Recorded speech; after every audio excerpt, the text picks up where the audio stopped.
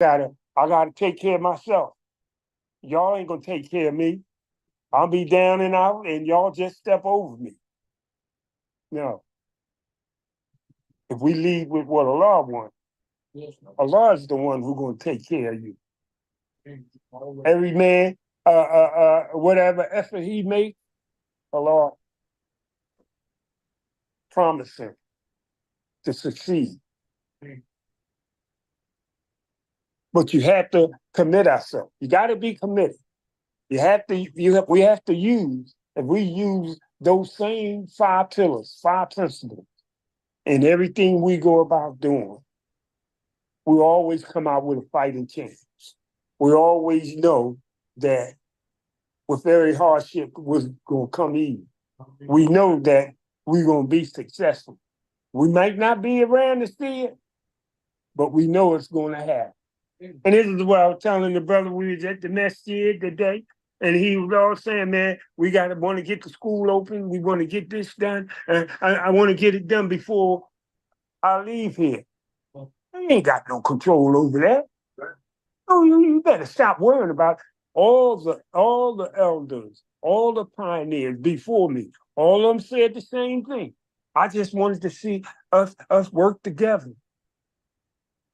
No, you ain't got no control over that. You only have control over how you go about doing it.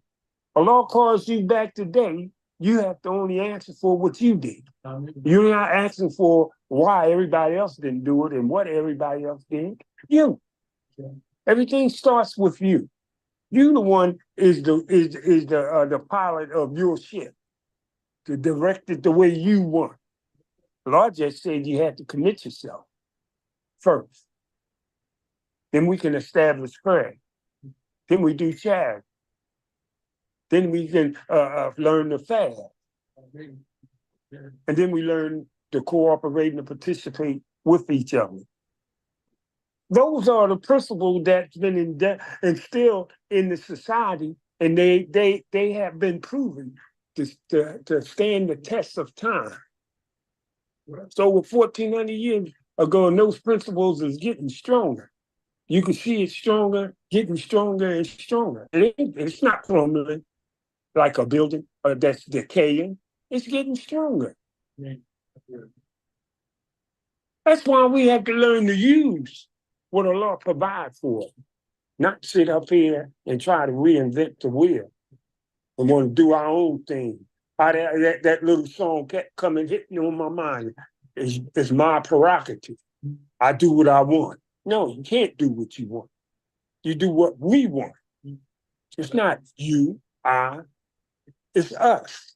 And we will never benefit in Islam as long as we move individually. Look at us as a body of people. We've been thinking outside the box all the way across the board. If you look at the people, they have excelled in a lot of avenues. Everything, the top of the line, the best of all best. You look back at all the inventors of all the things, and these are the things that society never tells you about. But you see that the people have excelled. But the only thing we haven't excelled on is working as one. Why? Because we don't have a starting point. We got a lot of hope and desire, but we don't know how to start to work together. I say, and I've been in the construction where we always had a starting point for a building. So they call that the control line. Everything is come around that control line. And once you start everything you build, everything feeds off of that control line. So it's a starting point. Next thing you know, you got a big old building. And this is the same thing I said, that our control line is leading with what Allah said. Imam Muhammad left us with what we didn't need nobody to teach us nothing all this year. All we need to do is lead with what Allah said and do things as sure. That's the best advice that he could ever give him, as far as appealing to the people. Everybody want to reinvent the wheel. They want to give you to let you know how heavy they are in the religion. But then it come around to show what you know. We goes Dunksville. Oh, and all of a sudden we got problems. We have things we have to do. Yeah. It all starts with a commitment. It starts with that commitment, standing up for what Allah said, not standing up for what I say. My little conversation is only a little a fraction of what needs to be done and how it needs to be done. It's like dealing with us. It's like it's like a puzzle, a multi-side puzzle that 1,000 pieces, 2,000 pieces. Mm-hmm. That's going to take a long time to put that puzzle together. Mm-hmm. So that means where we're going at, it's going to take a little minute for it to happen. Mm-hmm. So we're going to have to brace ourselves for the long run. That's what I meant by whether we be here to see it or not, doesn't matter. Allah can call us back today, tomorrow, and this life still go on. The same things that go on. Look at those who came before us. They didn't came here and their time expired and they moved on. Then isn't that enough to tell you that you don't have a control over what's going to happen? All you have control over how you're going to deal with it. And as long as we deal with it sincerely and leading with what Allah says, building everything around what Allah says, that is your strong box. This is what we all wanted to do. This is what we've been striving, learning ever since at least myself here in Islam. This is the direction it was pointing me in. And that direction is halal. It didn't point me no other direction. It didn't point me backwards, sideways. It looked straight ahead. Stay focused and move out. Keep the prize in front of you. And we want to labor hard. And Allah said, and I promise you success. And what more can you ask for with that?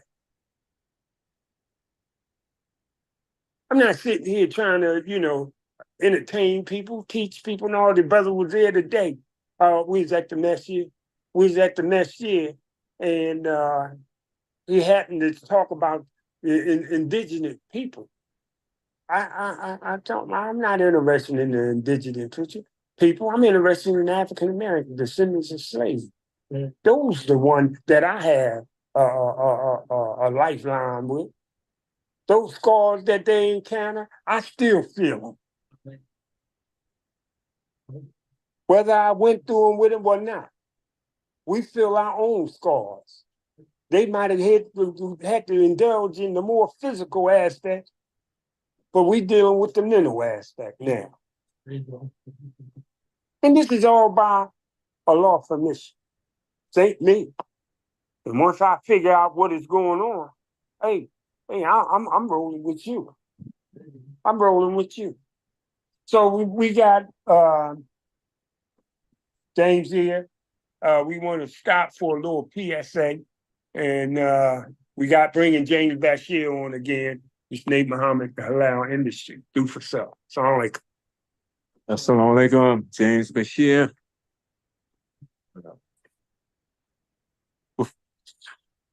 American Muslim 360, the #1 Islamic radio station in the nation. Support Muslim Journal digitally or manuscript or both.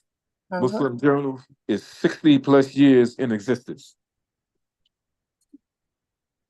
Support Graceline community in their efforts to educate on financial literacy and promote financial functionality while historical disparity primarily amongst the medium, low to no income persons. Join us every Wednesday from 5 p.m. to 7 p.m. Eastern Standard Time for an edition of the Halal Industry Do for Self with your host, Imam Wali Ayyub Bilal, President, Founder, and CEO of Bilal Inc., and co-host, James Bashir and Nate Muhammad, and Brian Ali. The interest of Bilal's Inc. is to establish economics for the African American people, descendants of the slaves of America. This program is to encourage people to unite and to build economic strength, to establish community life by doing for self, to build the model community. Yes, thanks, Brother James. This is again, Nate Muhammad, Halal in the shoot. I'd like to just give the Lord now a shout out to Brother Muhammad Sharif. I see you there. It's a pleasure you tune in with us again this week. And we look forward to you at all times. Sister Martha and the AM 360. You know, without all the people, nothing can happen. I don't care how many it is, 1, 2, 3, 5, 10. Doesn't matter. Everything starts with 1, 2. Nothing started, come out the ball running, come out the gate running. Everything starts with a little bit of struggle, as I would say, to build it. And as we go and continue on, things pick up. Allah sends people to you. And it's just now how you want to treat those people. You want to treat them in accordance to where Allah wants us to treat them. Because this is our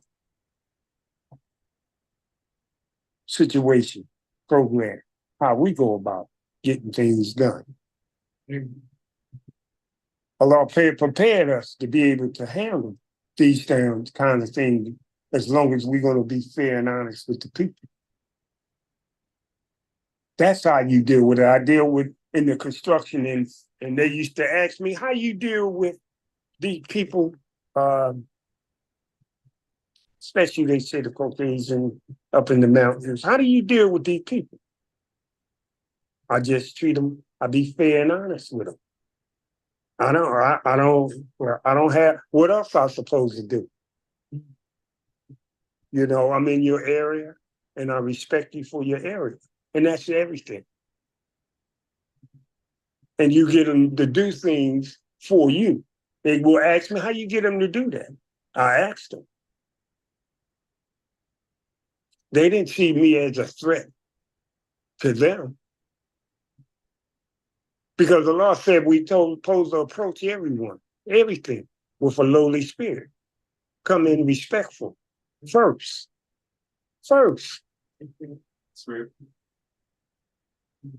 And once they see, oh, he's no threat, he's looking out for our welfare. Yes. You always look out for people's welfare when you ask them to do things, because you have their best interests at heart. Now those people come in here to demanding things from the people. They don't have the best interests of the heart of the people. They want to hurt it. Well, look at, all you have to do is look at how they treat the demonstrator. They want to hurt them people. You can look at how the police deal with us as a people. They want to hurt you. They don't want to comply. They don't move in with Allah's name. They move in with man said. And we got to be able to distinguish that when we go about doing things. And if we eliminate all the blight and respect the law of the land, not law of man, law of the land, we always have a fighting chance. Always. But when you disregard all that, look, that gives them the green light to do whatever they want to. How do we know? We done seen it happen time and time again. When you get tired of getting the foot on your neck, then start paying attention to what we want to establish. That halal culture. These are talking to the Muslims now, the Muslim men and all. We have to establish a halal atmosphere to complement or to combat the action that's going on against us right now. We're dealing with mankind and we're dealing with our kind. Two of them. It's a double-edged sword. But we can, how they said, kill two birds with one stone if we build everything around what Allah wants. That neutralizes everything. Even those people that sit here and talk about God and you come back talking about God, they're going to have to compare what you're saying. But you follow it up with what you're doing. That neutralizes everything. People have to sit back and think, wow, wait, whoa, these guys got they doing something different. I ain't never seen nobody do that. Oh, these Negroes are different. They ain't like the average ones that's running around. They have substance.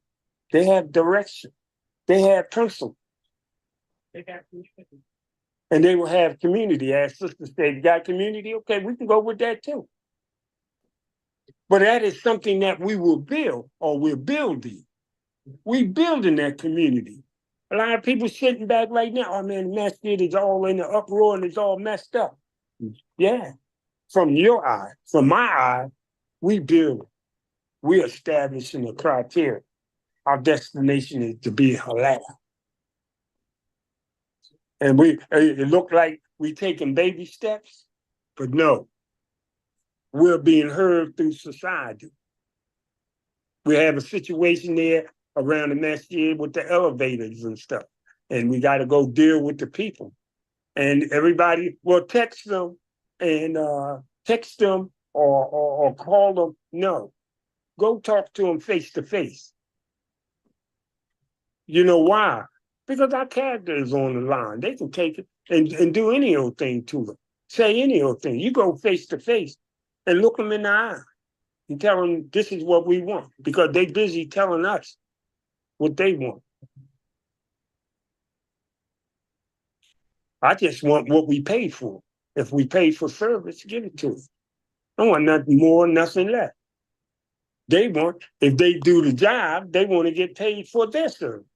It's a two-way street. We give and take. No one can't delegate and put their will down on you. It's a two-way street. And once the people see that, oh, no, and nobody never talked to me like that. I never heard them talk like that. No. This is our time. We have learned from those who was before, preparing for those to come behind us. This is why we fight hard, labor hard to establish the halal atmosphere. Our destination, yet, is the industry. The industry, once we learn to do for self, put everybody in business, then we done created our own industry. That is our objective. That is our goal. We already know how we're going to get there. Then we got to go back and deal with the people that had to overcome what society has conditioned them on. We can sit up here and meet all the nicest people in the world, but if they still function based on society, we right back where we started from. We have to deal with the people based on the society. James was just talking about earlier about the Trump cabinet, where all the people are sex offenders, or they got a lot of dirt on them. They got a lot of dirt on them. And I said, yeah, Allah put them all together so you can see it. Look at it. Allah's showing that to us. That's how we learn. We learn from Allah by looking at what He's showing you, not to react about what is done. No, Allah showed you, whoa, shouldn't have showed me that. What he doing what? He did what? He what? Oh, he can't come around here playing like he's a God-fearing person anymore, because he got to be called a spade is a spade. Can't do that anymore. And this is how we neutralize everything through Islam, through the halal approach. We come in approaching everything straight up. a whole new look. We coming clean. We coming wholesome. And then when we go and deal with society, we already know they filthy. They full of blight. We already know that. Why? And how we know that? Because that's where we came from. We emerged out of that madness. Not to be ashamed of it. Through the grace, thank Allah for pulling you out of there. Mm-hmm. We strive to get out of there through the grace of Allah. This is why we can sit back and go back in the old neighborhood and dwell and deal with the people. Because where they at, we already been there. Where we want to go, they haven't got there yet. But if we can be a shining light, a guiding to help raise them up. But it all starts with Allah's name first. It don't start with a big crowd, or organization, or corporation. No, it starts La ilaha illallah Muhammadan Rasulullah. That's where it starts. And if we're going to be successful, we have to build everything around that. The corporate world strives over money. Their bottom line is that, what is your bottom line? You don't have any money, you didn't make no money, then you're not functioning. We hear from what Allah wants, we worrying about the people, establishing things to uplift the people. What do you think all the prophets was? They was an example for the people to do what Allah wanted them to do. What do you think they were? Allah creating us as we supposed to be an example for mankind and our kind. Don't ever forget our kind. That's very important, because that's where you come to the table with something on your plate. You put on the table, our kind. Nobody have experienced what we experienced, the African American descendants of slaves.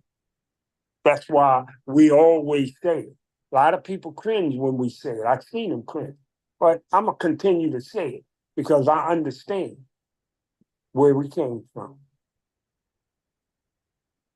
And I'm giving all the praise to Allah for guiding us. Sure.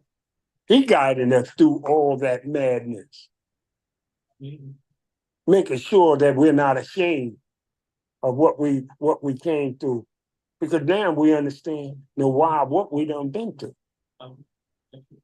This is all part of the notion for halal. If you don't understand that, you can't be allowed.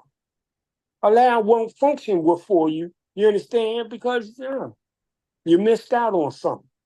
We got to go back to the drawing board, figure this thing out. This is not something that we was in a lab and we doctored up this stuff and we come and throw this to the people. You can tell by the language of what Allah wants that whose hands is on it. This ain't just man. Man didn't do this. No way man could sit up here and do this on his own. He'd have failed long time ago. He'd have gave up long time ago. He'd have fell under long time ago because of all the things that society has entrapped us with. We see man today, to this day, still falling victim to the entrapment in society.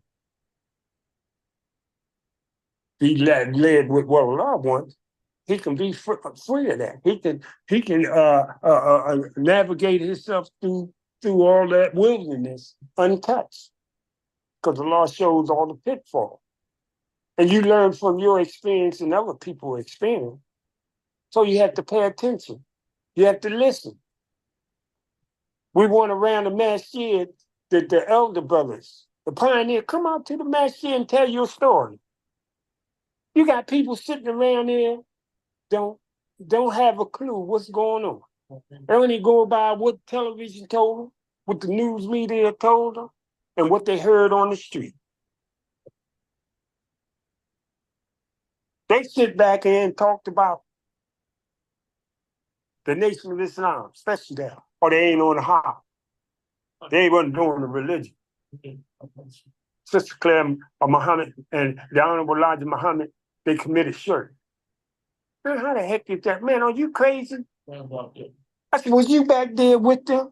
Did you experience all that? Well, you sound like you're repeating something somebody done told you. Did you ask them to ascertain the truth? See, this is where we get into the religion, and it shows you how to rectify and how you to come back at the people, not getting offended. Oh man, do you know? Back in the day, you might have had to pay for that, but now through the religion, it's telling you and it's sharing with us how to rectify things. Did you ascertain the truth? Can you prove that? You have witnesses to verify this? Oh, no. Oh, everything changed now. Now go bring them. Go bring all those so-called scholars and let's hear. We already know the purpose of the Honorable Elijah Muhammad and Sister Claire Muhammad. We already knew it. Yeah. It was help to clean the people up. It was a little form. I even told them it's a little form to take them through a form of voodoo at Blushi to clean them up. You couldn't live Islam in the condition the way we were. We're babbling idiots. We're jumping the religion just as crazy as hell. No. We want to come dignified. That's what Imam Muhammad always said. They want to come in and dignify, make everything wholesome. That was the Imam. He toned down everything. We came in rugged, very coarse with the security. He said, "No, y'all can't continue to do this. We have to tone it down, be more receptive to the people than combative to the people." And a lot of us, those who were sincere, they adhere to it. Okay, brother Imam, we do that. The only reason why we do that, we'll listen to you, because it was told to us by the Honorable Elijah Muhammad that somebody is going to come after him and teach you the religion, take you to the next step. We knew that. You know what I mean? And here's the man that's taking us to the next step. It was easy. It was easy for us to just make that transition right with him because we was told. We was prepared for it, just like we've been prepared to deal with halal, being halal. We was prepared for it.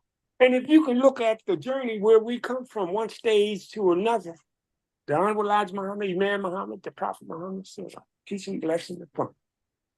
Come on, man. Can't beat that with a stick. And then you can go back down the neighborhood, you think, I'm going to take a back seat to anybody knowing that? My legacy?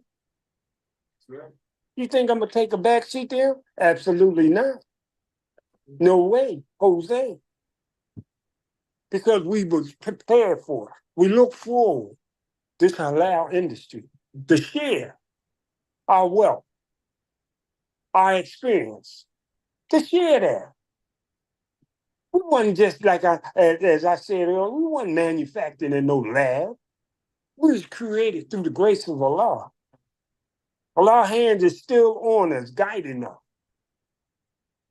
We sit back here and we talk about, I was at the masjid with another brother the other day, and I said, boy, whoever thought we'd be able to reach our 70s in the condition what we were living early in our life. And we all bust out laughing. It's only through the grace of Allah. Right. Allah is the one who guided us there. Yeah, we might have accepted it,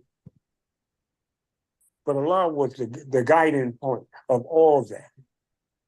And he's still guiding us and supporting us and behind us establish halal. I said last week, the brother mentioned halal, I thought about me. Oh, it's a lifetime. It's a way of life. It's a lifestyle that you grew from out of the wilderness, the madness, into a peaceful person. The greatest weapon that we have out here is our ability to be peaceful. Right.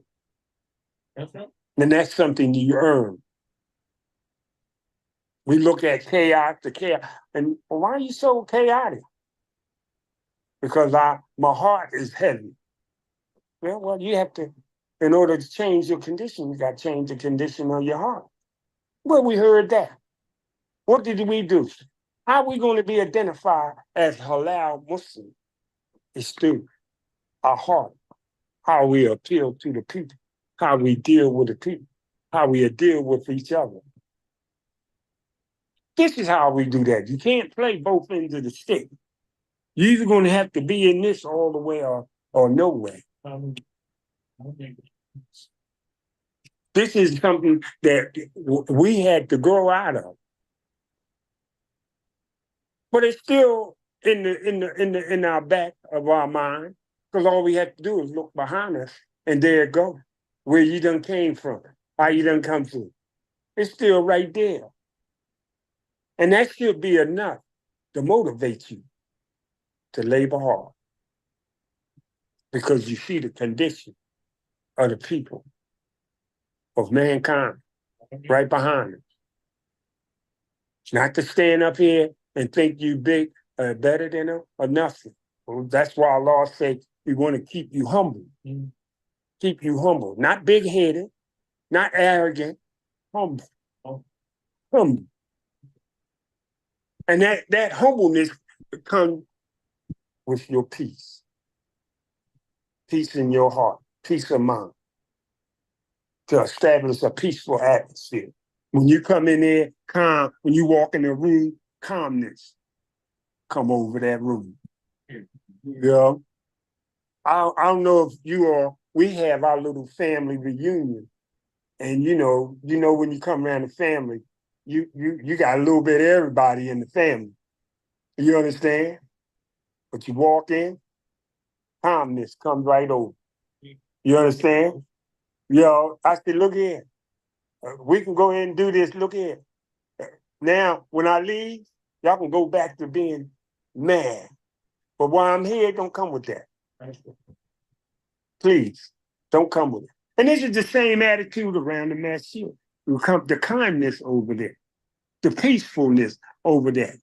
We looked at a lot of people around the masjid. They said it was a lot of pandemonium. Yeah, there was some masjid with this pandemonium where they wanted to hear the teaching of Imam Muhammad. Why you want to hear the teaching of Imam Muhammad? All you have to do is live it. Live it. Live it. That's enough to verify, and the people you'll stand out greater than listen to the teaching of Imam Muhammad. If you listen to what he was saying, if you're establishing these things in your heart, it won't be a problem. You're dealing with all that. It won't be a problem. We can work in everything that we need to do. We already been prepared for it. Whether we know it or not, we was already prepared for it. And it's a matter of time of just doing it. But we have to unite first. We're not getting away from not uniting. You can sit and talk all you want. We don't make no effort to unite the people, unite the community. That is the most important thing. Look at all the success we got, mainly with the Nation of Islam back then, because the brotherhood, the community was united, whether they knew it or not. And society backed off. Society stood clear of them because they knew the force that was behind them. I seen it. This ain't something that I read in a book, seen on television. I seen them with my own two eyes. Say, wow. Wow. That's what inspired we can still do it again. It can still be done again. because we've seen it before. Again, if I didn't ever seen it, then I will be a little apprehensive. I'll be scratching my head. Well, I don't know if Mr. Charlie gonna let us do this. No. We stepped over Mr. Charlie long time ago. Mr. Charlie, you gotta get out the way. I knew we came in, we brought the Imam in the convention center years ago. I think that was 98, if I'm not mistaken. And what happened is that it was a freight elevator that we wanted to bring the Imam up. And we got all this security. We had Newark, New York with us, DC, Baltimore. All of us was together in there. So we go to the elevator to get the Imam. And the sister that was running the freight elevator said, my boss told me that I can't take you up. Stood. I stood. No, this is our leader here. We gotta go up. We're gonna take it up and tell your boss that we told you had to take us up. If you're gonna get me in trouble, just tell him see me. See us. And I happened to he did come over. And I happened to know him from he was head of security at a department store we renovated. And he had to deal with me before in handling situations where I would have to let him in our area in order for him to set up a sting situation. And I said, oh, he ain't gonna bother me, not him. You know, I said that in that minute because we already had some dealing together. And regardless what he tried to do, how he tried to do, he couldn't shake me. That's why I was saying, now take this up, sister. Tell him we all right. Your job is secure. You understand? She said, I ain't never seen nobody talk to him like that. Yeah. We was very respectful. You understand? But we wasn't going for I don't know if it was intimidation or his approach. We didn't pay that no mind. And that's what I mean by we have to take a stand for what we believe in, a stand, what direction that we're going in. We have to deal with the people, show the people that we're not playing with this. We're not a joke. We're not a joke. This is not a joke. This is real. How we know it's a real? Because you can see Allah's hand on it. That's how you can tell it's real. This ain't man where he have one of his game he play. He got to entertain somebody. He got to make it look real, like it's a flim flam game. No, this is not one of them. You understand? Man gets what he strives for, and on his way of striving for that, the people bear witness there. The people is the one who bear witness where we're going. They the one. They the one. Verify. No. They the one that makes sure to remind us. I remember when y'all used to do this. I remember when y'all did that. I heard this. I heard that. How come y'all don't do that no more? When are y'all going to continue to do that? The people are asking for our presence. But we have to get ourselves together to unite first. We can't deal with the people individually. We have to deal with them as one. And when we build everything around one, we let Allah guide us. That's all we got. And wherever He's going to take us, we'd be glad to go. But He already prepared us for it. We already know where we're going. It's being halal. And if we're going to, yeah, okay. All right, James giving me the,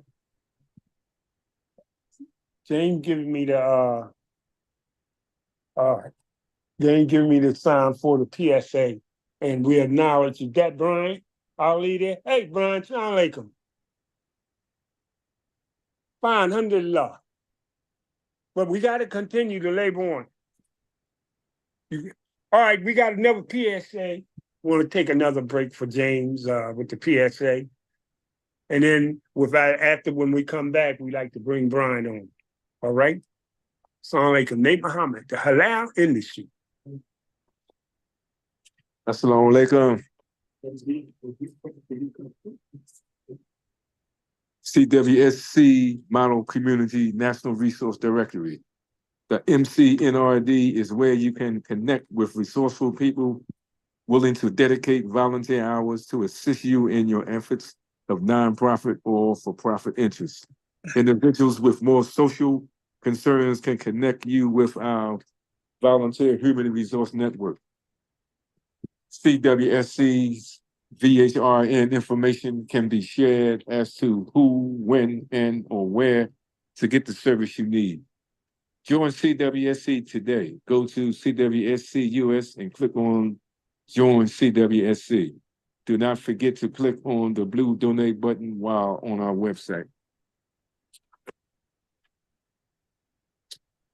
Thanks again, James. We like to bring about our professor, Brian Ali.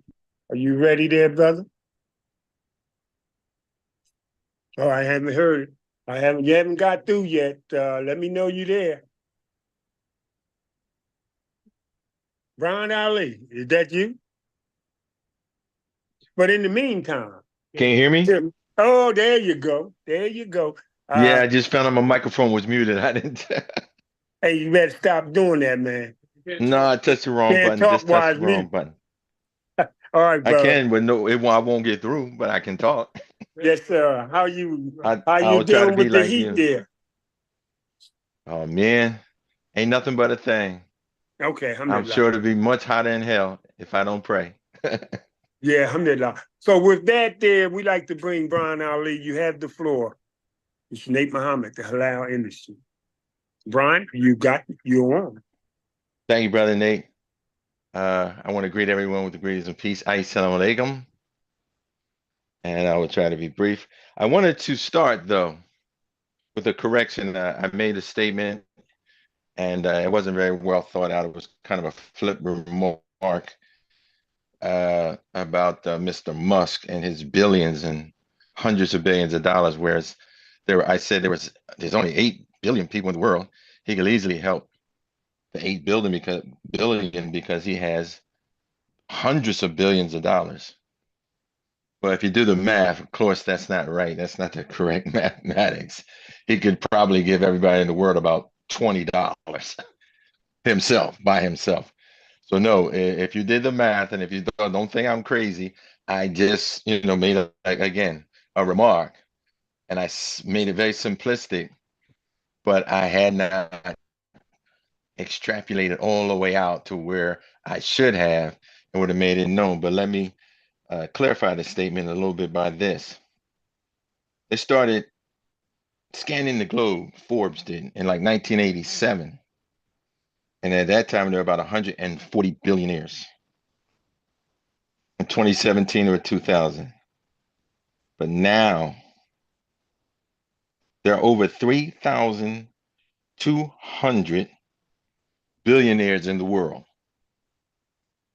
Billionaires. Their combined worth, is $16.1 trillion. 3,000 people, but their combined worth is $16.1 trillion. Not million, not billion, trillion with a T. If they were really concerned about the welfare of man, about the welfare of the planet, they would want to do something to make the quality of life on the planet better for all who inhabit this earth.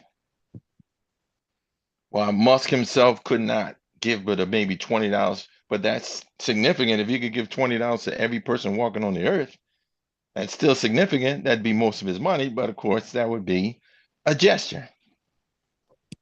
However, when the trillion, 16 trillion can be divided up very nicely, but not by just giving a handout, not by just giving money to someone, because, fooling is money, assume pardon.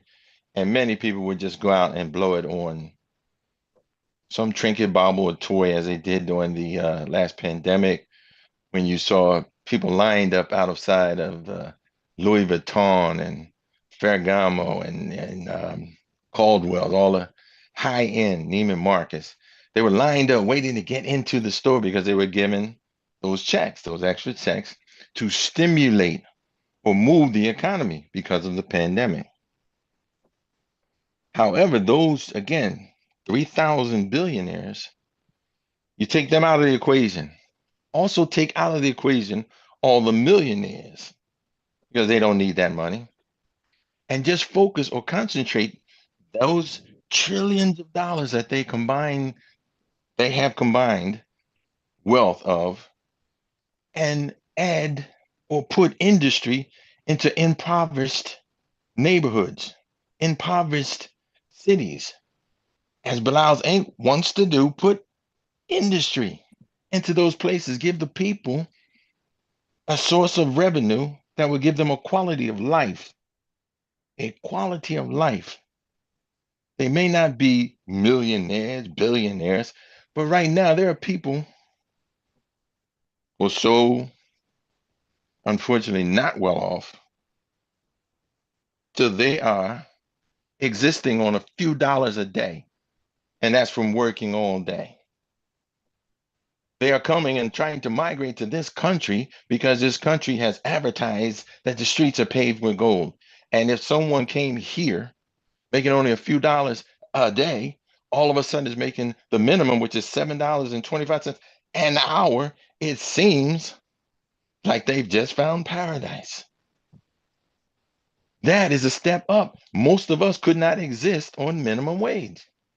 This would explain them coming over in little tiny canoes trying to cross the ocean out of desperation to get here, just to make a way for themselves and for their families and loved ones. If the billionaires were sincere, instead of trying to get more tax breaks, they would extend an olive leaf, or a financial hand, not a hand out, but a hand up to the impoverished in all of the underserved and underprivileged and third world areas. And some right in these United States, there are communities that are suffering, and the people are turning to crime and neglecting themselves and falling ill and falling sick from neglect, and trying to put food on the table so they don't buy their medicine. The world looks rough right now, but the world is full of abundance. We've got to remember that most of these billionaires that became billionaires became so because we gave them the wealth. We went to Amazon and put money in his coffers. We went and bought Teslas. We gave money to the government, which collects trillions of dollars in taxes, to then give subsidies to the space programs of the Musk and the Bezos. It is within our power, if we combine our efforts and combine our interests, to end the impoverishment of millions and millions of people on this same rock, third rock from the sun that we inhabit, because we have no other planet and we have no other way of getting off of this planet, and we might as well get along, not love each other, not have a relationship with them, but let's get along.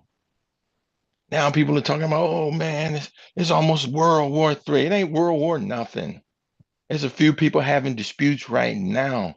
If we, the mass of us, decide that these, we used to call them fat cats, don't deserve our attention, don't deserve for us to be focused on them, don't deserve for us to look up to them as something other than what they are. They've gained money, they've gained some success in economics. You don't know about their personal life, you don't know about their health. That's just money, that's just one form of wealth. Let us begin to decide what is valuable and what is not, what we want and what we don't want.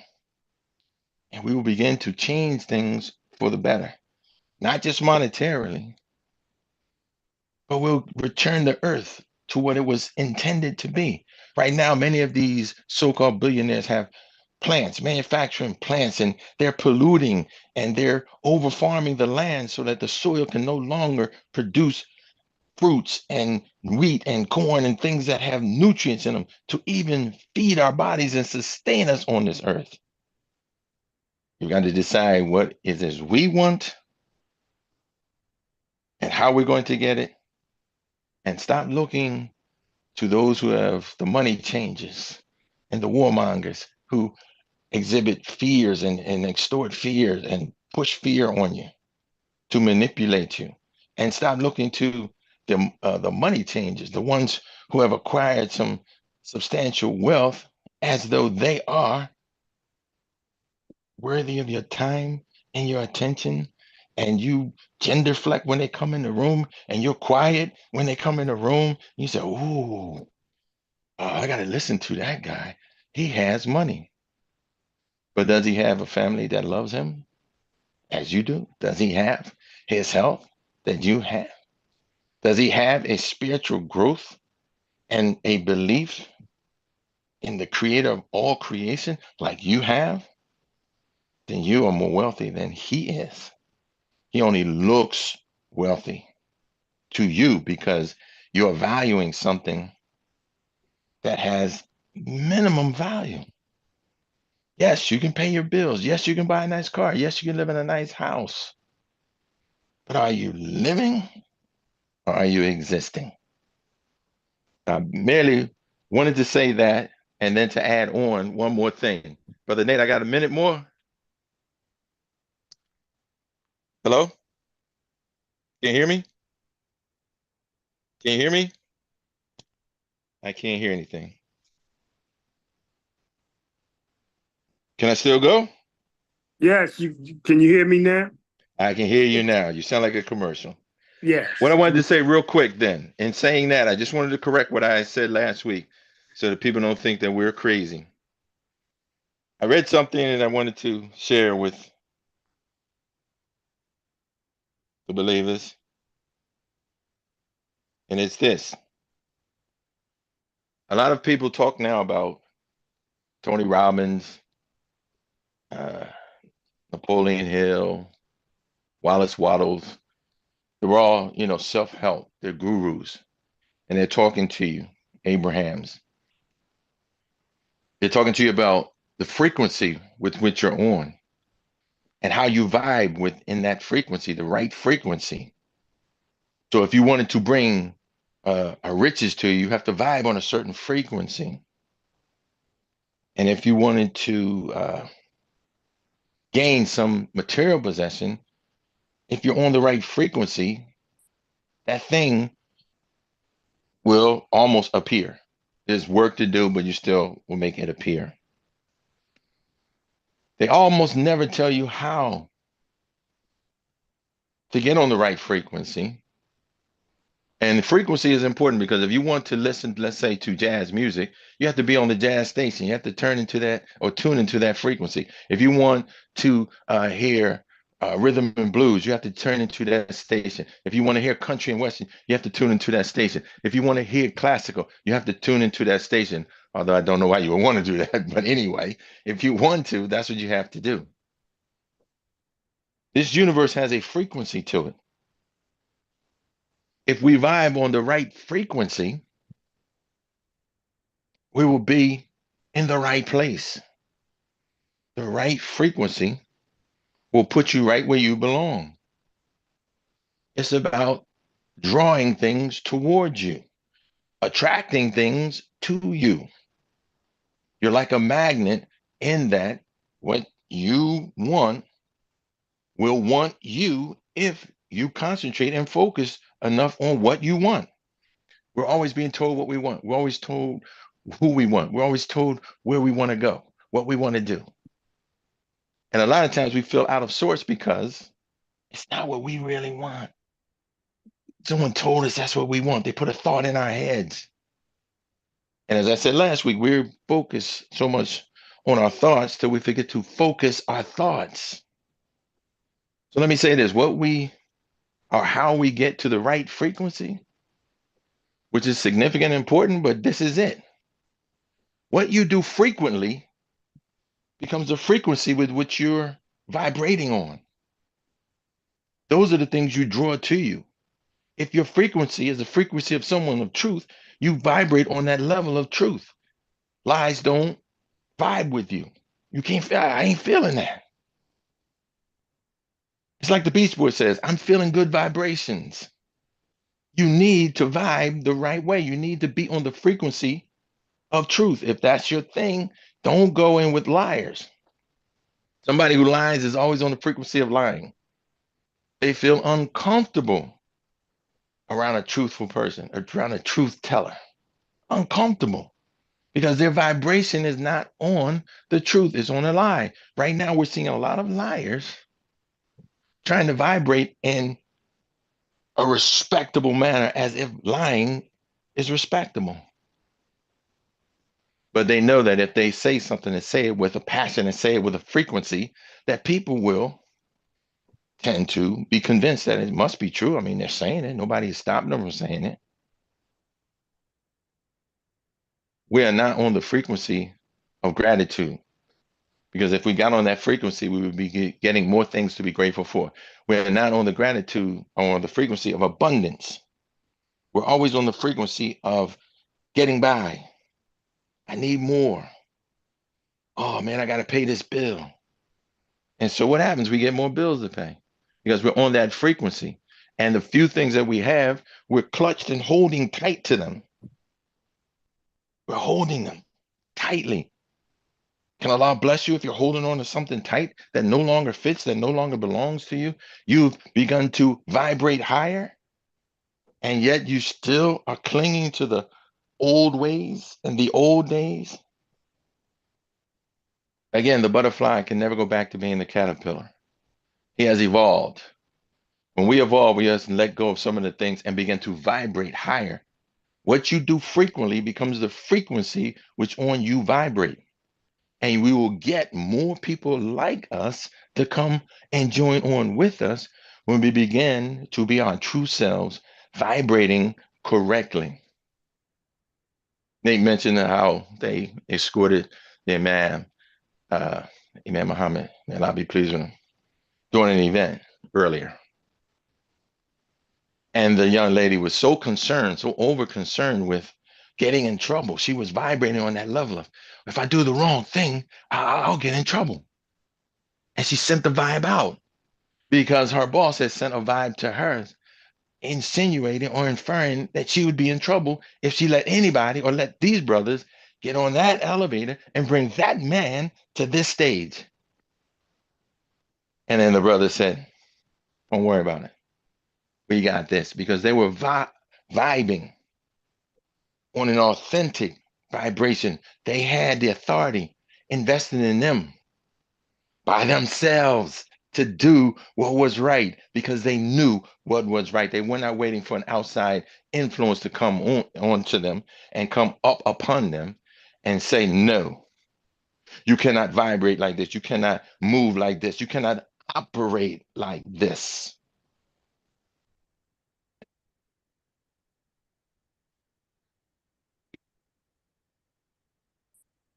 All right. Because he was on the frequency of authority. And so he vibrated on that authority. And then the woman said, oh, I didn't know we could do that. He vibrated on that authority naturally. Most of us are trying to get to that position where we can control the narrative that is us and vibrate on a true, honest narrative that when the false people, when the liars come and try to say, nah, this is what they are. Nah, they're liars. They're terrorists. Nah, they're trying to start a war. The people come around and say, no, I know those brothers. Not them. And then they turn up, but maybe you. They go right back to lying. We cannot resort to lying. We must vibrate higher. We must stay on the frequency of what we do frequently, whatever that is. If you're frequently grateful, you will get a frequency that will let you be grateful for more things that you get and receive. If you operate on a frequency of truth, you will get to be truthful and be a truth teller and be known as a truth teller. If you operate on that frequency, but if you become known as the liar, be known as somebody that can't be trusted, not trustworthy. You got to tell a whole lot of lies for people to finally say, oh, okay, I guess it's all right. But then somebody comes in that's authentic and they're like, no, we're not doing it that way. We're doing it this way. And then the faker, they go and hide in a corner. They scurry like the cockroaches that when you turn the lights on and all of a sudden they go running away from the light because light exposes things. Light is truth. That's the frequency we need to be on, in the light, in the bright light, because it illuminates what's going on, what's really going on, what's really happening. You'll see it clearly when the light comes. In the dark, many people can operate and pretend. The internet and the social medias are becoming dark. They're becoming dark now because people can pretend to be authorities. They can pretend to be genuine, as Shaitan did to our father Adam. He pretended to be his advisor. He pretended to give him sincere advice, while all along he had another agenda in mind. Again, we need to be on the frequency of what we do frequently. It's not your thoughts. It's not just what you think about. It's what you do frequently that becomes your frequency. If you develop the reputation of a sound thinker, that's how you will vibrate. And that's how you'll be introduced even to strangers. This is a good man. Our Prophet Muhammad, peace and blessings be upon him, was known as a good man. Before he became the Rasul of Allah, he was known for good character. So when he came with the word, they believed it. If he had been a liar, if he had been a drunkard, he had been a person that deceives people, if he had been a thief, do you think the word of Allah would have been coming from him? And would it have been accepted? Of course not. The vessel is important. What's in the vessel is more important. He was the proper instrument, the proper vessel, pouring out the truth of the creator of everything. Can we do that? We have to ask ourselves, can we be that? Can we vibe like that? I mean, remember back in the 60s, man? I can't vibe with him, man. That brother ain't down. I ain't vibing. I ain't feeling it. It's not that our feelings are so important, but our intuitive feelings are important because you can feel when someone is not genuine. You can feel when they have some ulterior motive. And you might want to give them the benefit of the doubt, but in the end, you realize that, wait a minute, man, something ain't right here. Something going on here. And I've been in a place like Nate, and you move out. You do what's necessary. And they say, well, I didn't even know y'all could do that. They never tried. They went with a false narrative that says, okay, I'm so and so and so and so. I'm Congressman so and so and so and so. I'm Doctor so and so and so and so. I have a PhD in SHP, whatever. And that credential usually opens doors for them. But as my grandmother was saying, when push comes to shove, are they for real? Or did they get, or were they able to pass through the halls of the universities, these prestigious universities with degrees and doctorates, because their father donated money to the university? Their grandfather matriculated there, so they got in because he was a member. They built a wing to the hospital, so now he's the chief of surgery, but a lousy surgeon. When we vibrate right, other people's vibrations, we feel them. And we can feel when somebody's not genuine. If they're not genuine, why are we spending time with them? Why are we looking up to them? Let's be for real. For once and for all, let's be for real. What you do frequently becomes a frequency with which you vibe on, which you exist on, which you're known by. That good feeling you have when you're around good brothers and sisters that you can trust, that you respect, that you can have intelligent conversation with. That's not the vibe when you get around dishonest people. That's not the vibe you get around when you get around liars. When have you ever seen a bunch of politicians, other than laughing and joking, actually have a camaraderie with each other? Actually feel something for each other? Mm.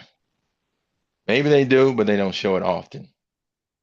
We got to begin to vibe and show that we have a concern for humanity and we have a concern for each other.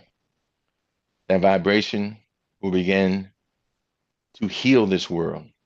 Because right now, the turmoil and strife that's going on is man-induced.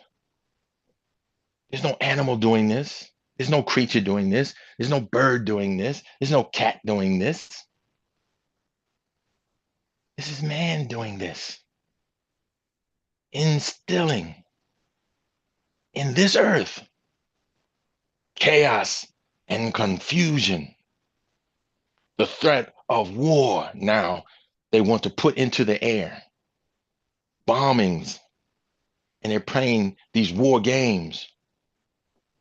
Yeah, we had to bomb. Oh, no, we really didn't bomb them. Well, yeah, but if they don't do this, we're going to do this.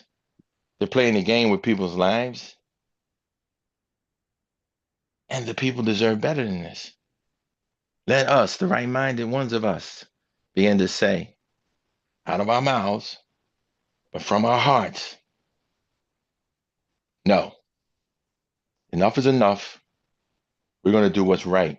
Even if we stand by ourselves, we have to do what's right, regardless of whether they like it or dislike it. But what if they say this? Even if they say that. What if they arrest us? Even if they arrest us. What if they fire us from our job? Even if they fire us from our jobs. This is what we plan to do. This is what we're going to do. Period. With that kind of attitude, who will stop us? Who can come in and put a stop to this? This is the order as the creation was put in order and originated. This is it. Let's get with the program, guys. Let's start doing what we know is right, regardless of who else is doing it. My mother always told me right is right and wrong is wrong. So if something is right, something is halal. It's right and it's halal even if no one is doing it. It's still right. And if something is wrong and it's haram, it's still wrong even if everybody is doing it. We're not supposed to follow Shaitan. We're not supposed to even sit down and talk with Shaitan. We're supposed to understand what he is and who he is, and that is an avowed enemy.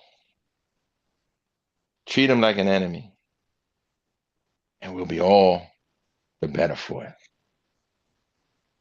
Anyway, I've used up more than the time allotted to me. I appreciate it though. And I just like always to say a word to the right. But those are just my ruminations, my little thoughts on what's going on and how we can address what's going on. I'm not a rocket scientist. So if I can come up with this, you can pretty much be assured that many other people have realized the same thing. If we just, again, get on the same page, the fakers, the liars, the degenerates, the perverts, they fall by the wayside. They go back to hiding in the shadows. And the world will go back to being what it was created to be until Allah calls it to its conclusion. And no one can stop that. No one can advance it. It could happen quicker than it's supposed to happen or delay it once it starts to happen. We just need the vibe, on the vibe of abundance, on the vibe of truth, on the vibe of health, on the vibe of wealth. And those things, we will become in sync with them. And again, the world will be a much, much better place. I want to thank the brothers for allowing me to talk. I appreciate it. And I will leave you as I greeted you with the greetings of peace. Assalamu alaikum. My son, you heard from Brian Ali, as we call him, the professor. We look forward to hearing from him every week. He always has something interesting. And through the grace of Allah, he's right on to what we're doing there. Okay, we got another PSA. We're going to have James read the PSA.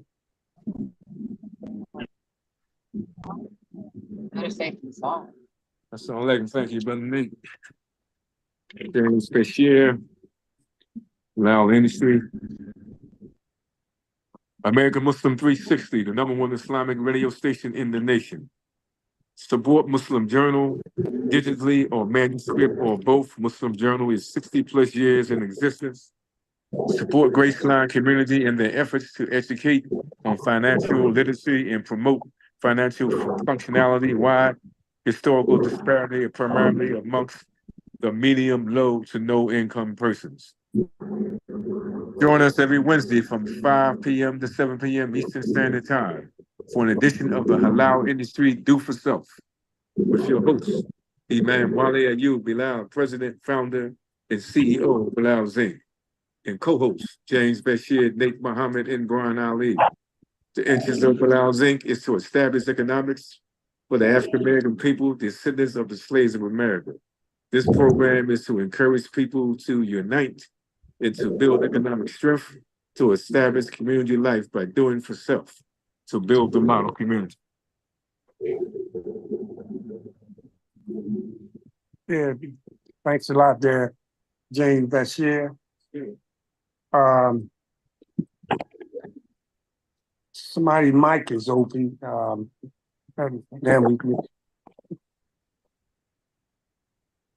Now we sit here. I was just sitting there elaborating on what what Brian was just talking about. And I couldn't help it to go back and think about here. We in the presence of Imam Ayyub Bilal. We're in his presence. He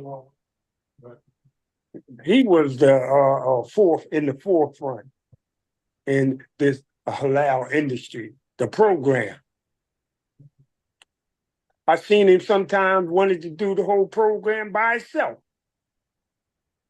And he used to always tell us that go ahead and say what you want to say, but if you run into trouble, I'm here to take on or to clean it up, or I'm the anchor. And we look back and as he said today, as we sitting here, look, I'm just sitting here enjoying the conversation. You all got it. And it's almost like, man, all this stuff we done went through, Now he get the opportunity to sit back and be happy and enjoy the atmosphere. And that is a blessing by itself. That is a sign that we have grown a little bit. We have grown. And I cherish and that what we look forward to always being in his presence. I always like him in my presence when we saying or when we doing anything, because why? He has the ability to check us. Not to check us the harsh, constructive. He will sit there and always remind you whether you was right or whether you was wrong. And that same thing that Brian was talking about in the atmosphere, you couldn't come around with none foolishness. He wouldn't even let you react foolishly. If we're in a situation where be calm. He the one taught me about the Muslim is not the aggressor. Stay humble. He taught me that. He showed me that in his action, how we was going about doing things.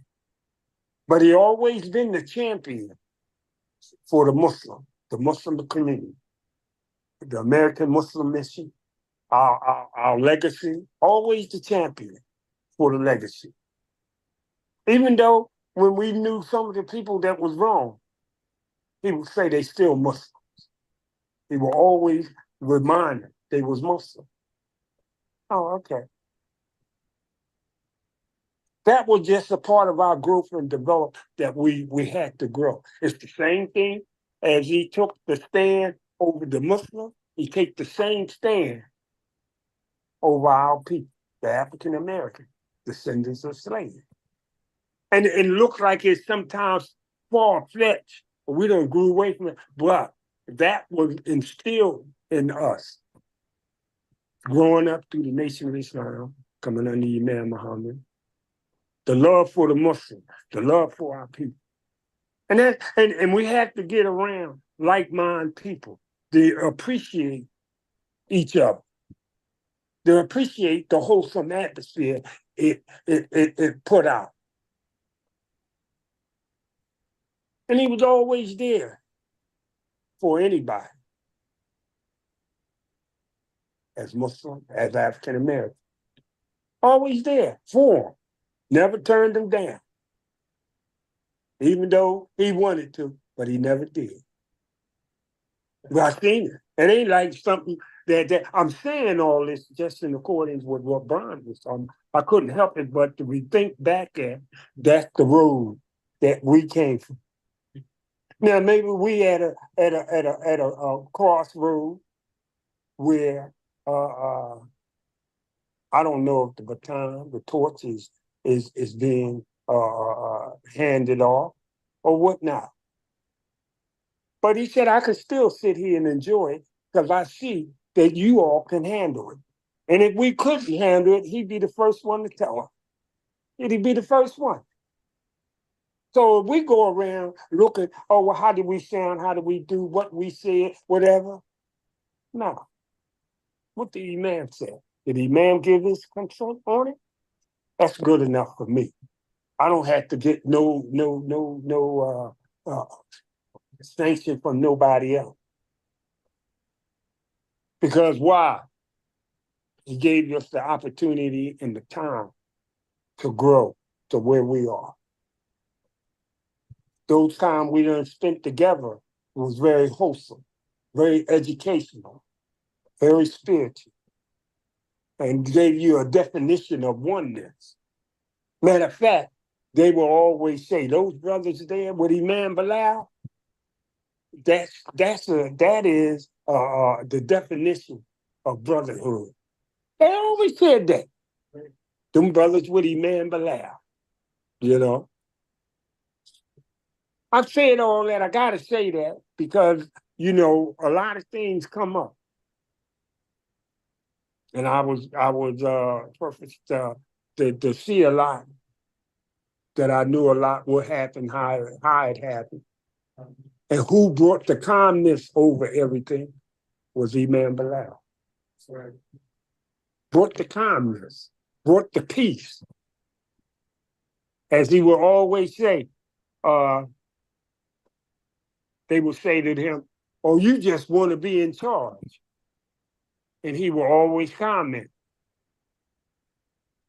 "I'm already in charge." Why? Mhm. Because I'm in charge of myself. And that was heavy. You had to sit back and think about it. I'm in charge of myself. And I tell you, everything starts with you. It starts with you. You work to get yourself in order with Allah, it will show in your actions. And it ain't about brow beating or beating yourself on the chest. Move very quietly. And everybody was aware of it. Everybody seen it. And that's what we want to bring, that kind of spirit among each other. But we got to get on the same page. Mm-hmm. We have to buy in to where we want to go. We suggest. Now, we're not telling you nothing. We suggest. Let's go halal. Let's be halal. Because our success lies right in there. And believe me, if we are going halal, we've already been successful. Just like when the brother Imam said that he's already in charge because he's in charge of himself. And if we stand firm for halal, for being halal, we already arrived. We already arrived there. You just didn't know. That is nothing but through the grace of Allah. And the love for our people, or love for mankind too. I always say mankind and our kind. This is very important. Maybe we're taking it to another level. Maybe our generation is maybe it's time to push our generation. We look back at all the leaders and the brothers and the sisters that came through this journey. They always had something to give to the people, to let you know that there is some sincere people out here. There is some God-fearing people out here. And you see it by their action. They don't have to walk around with signs on their back. I'm a God-fearing person. No, they showed it through their action, their image, their example. And isn't that what all the prophets were? Example. Images for the people. Those people that got to that point, and you go among the people that haven't got to that point, you'll see it stand out like night and day. But you still have to reach out to common man, to man, rather. Because the law wants us to do that. Now, whether we do this overnight and or the topsy-turn everything, we don't know. We don't know if we're going to be here to experience that. But we already laid the groundwork. We already put the footprint in that structure. Just like the Honorable Elijah Muhammad did. He started it. Imam Muhammad did his part. Prophet Muhammad, peace and blessing upon him, did his part. And we can always reflect back to their lifestyle because it's been recorded. Just like whatever we doing right now today, how we doing it right now today, is being recorded. Nobody can take this away from you. Nobody, regardless how society want to whitewash everything, they can't cover it up because it happened. It happened through the grace of Allah, not through man. It already happened. The point is, you have to search to find the answer. You don't wait for nobody to sit here and tell you, hey, look, do you think Shaitan gonna come and tell you, hey, I'm Joe Shaitan, how are you? Absolutely not. You know, you got to sit up here and if you can't recognize Shaitan, you'll never know. It'll be sitting right next to you and you'll never know it. This is why we strive together. One thing I was learned from the nation, I used to be the first one to the temple all the time. And they used to always tell us that the first one to the temple, he got to walk the building, make sure it's secure, and then come back when the second person come, he informed him what was happening. That same attitude still exists as far as how we deal with each other. And if you went and got it first or you seen it first, you got to come back to the second person when he come and tell him. Tell him. Inform him. So he knows what you know. So we're all in the same boat. This is the building of that unification and the oneness. We've seen how it was done. That's why I said we've done this before. So we're not afraid of what we're looking at. We're not afraid of the task. We're not afraid of that. It was done before. It's just a matter of doing. It's another age, a new age that's coming through right now. They have all kinds of little challenges that you have to withstand, but we can deal with that. We can deal with that because through, as I say, as Imam Bilal and all, the love for our people and the love for the Muslims showed me, you understand, that no matter what they come with, we can deal with. When he first established this halal, the conversation, the contents of the halal industry, some people gravitated to him, but majority didn't. They blocked him. And then you wonder, whoa. But you never affected his spirit. We kept laboring on. And that is enough that, look, if you're going to labor on, I'm going to labor with you. You ain't mad at that? All right, come on, I'm with you then. Let's do this.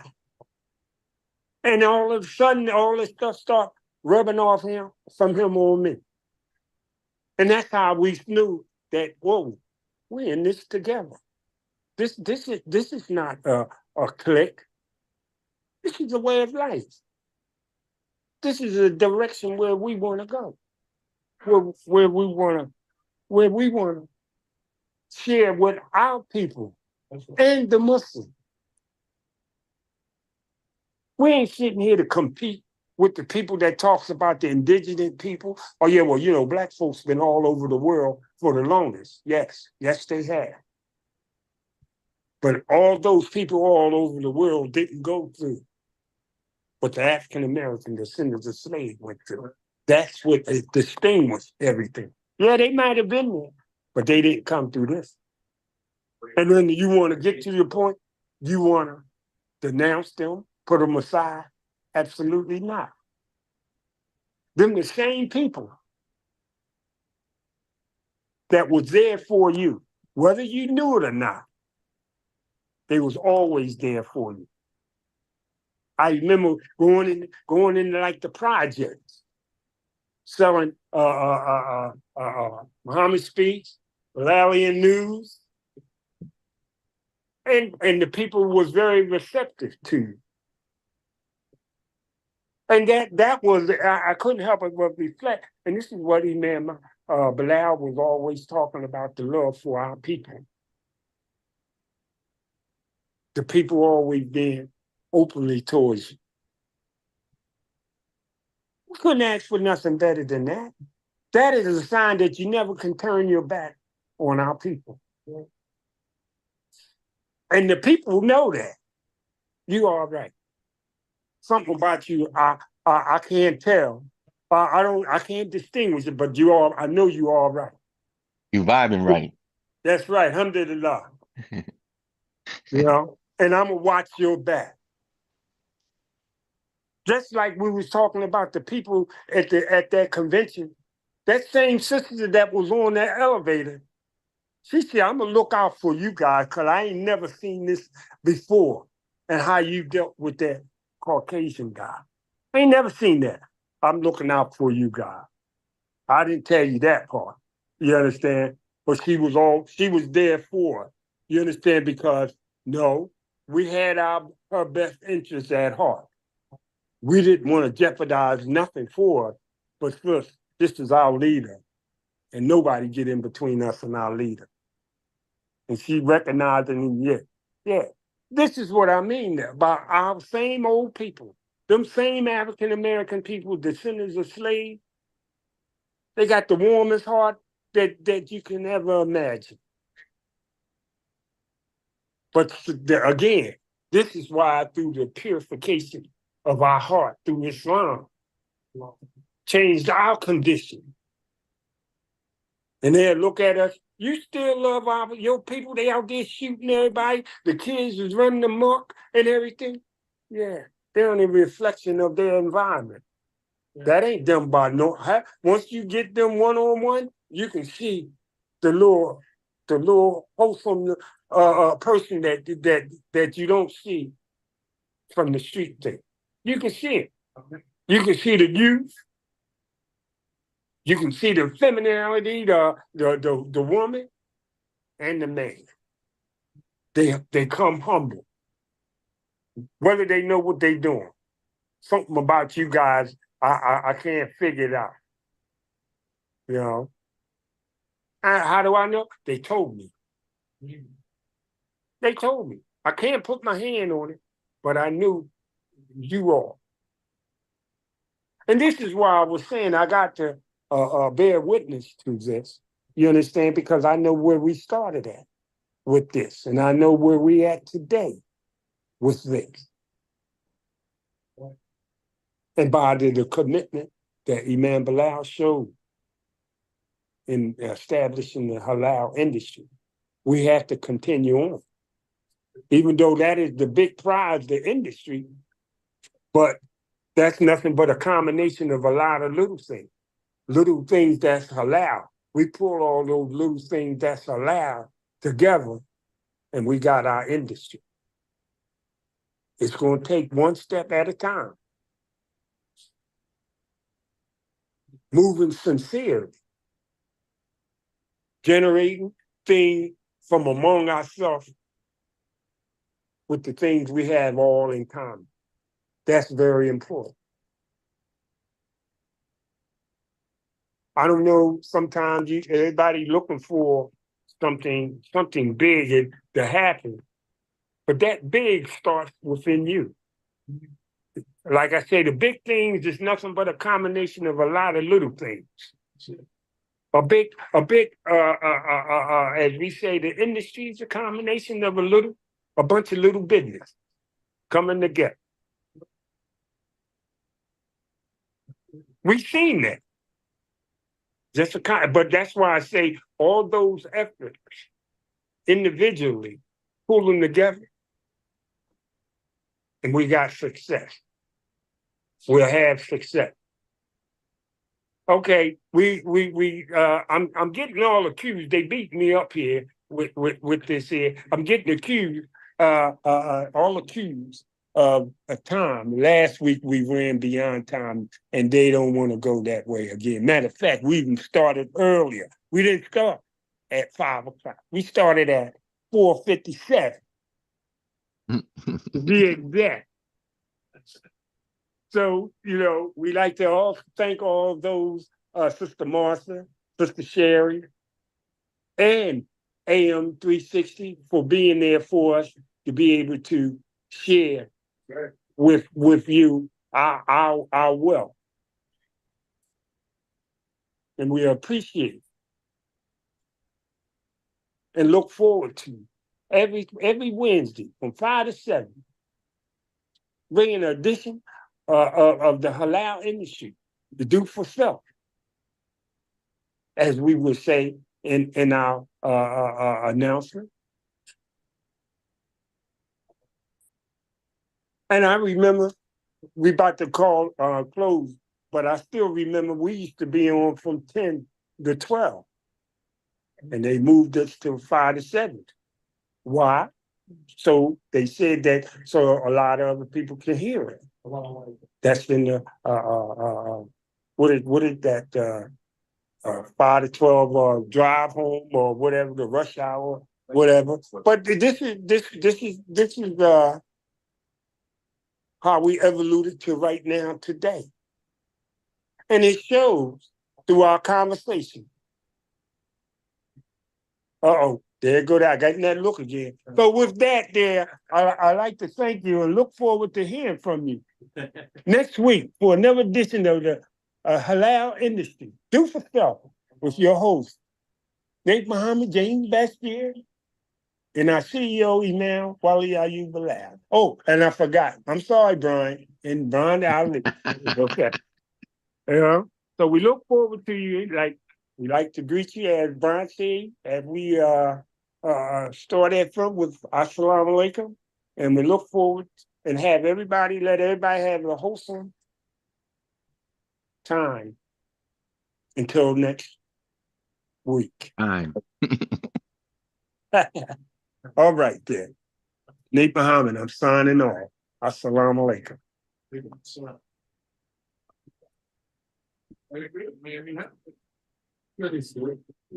Yeah.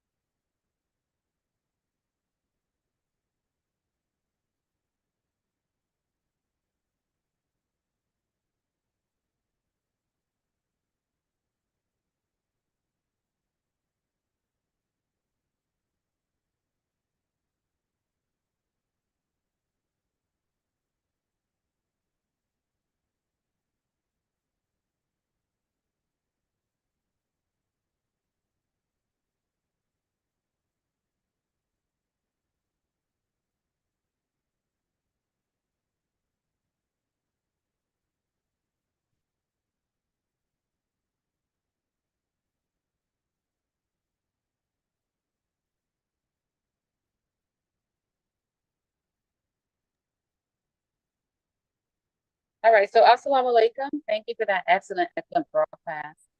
Inshallah, we will be starting. If it goes off, we would just log right